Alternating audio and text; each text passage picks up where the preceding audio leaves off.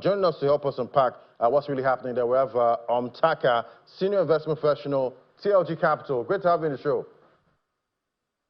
Hi, Ladi. Good to speak to you again. Hope Fantastic. You're doing well. It's great to have you. So we're seeing this power shift right now. Family offices are increasingly making direct investments and co-investing with other groups. Does this mean they are a threat to traditional private equity firms?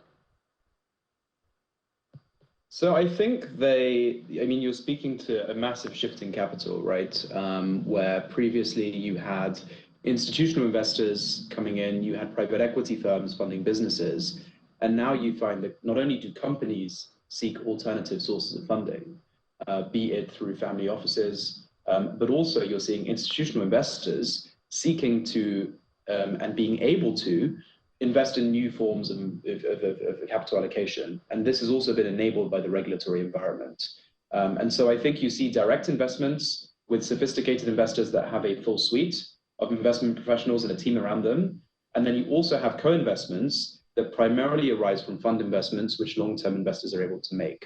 And so I think you're seeing two things happening. Number one is more family offices and local investors coming in to provide capital.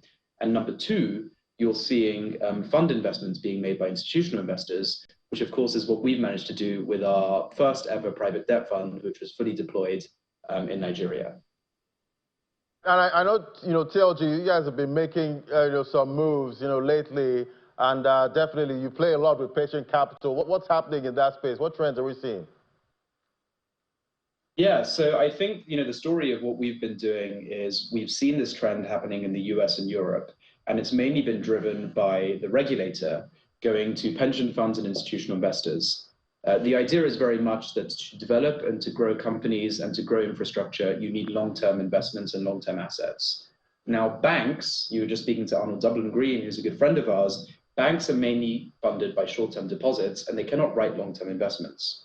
So for the people who are paying into their insurance premiums, or the people who are paying into their retirement pension, et cetera, why should they not be able to enjoy the long-term assets and the long-term yield and the increase in return from these infrastructure, private debt, private equity asset classes? So we're very grateful to the SEC in Abuja for facilitating that. And together with FCMB Capital Markets and FCMB Asset Management, we raised from 16 institutional investors, pension funds, insurance companies, family offices, et cetera, our first series is part of 100 billion naira total program size, which we fully deployed, and we think we announced that last week. We're now back in the market for series 2. All right, definitely. A lot to watch there, and we'll definitely be watching those, family offices and see the growth trajectory in the second half of 2025. Thank you so much for coming on. Taka is an investor at TLG Capital as a senior investment professional. Thank you so much for coming on today. Thank you, Ladi. Always grateful. Have a great day. Fantastic. You too.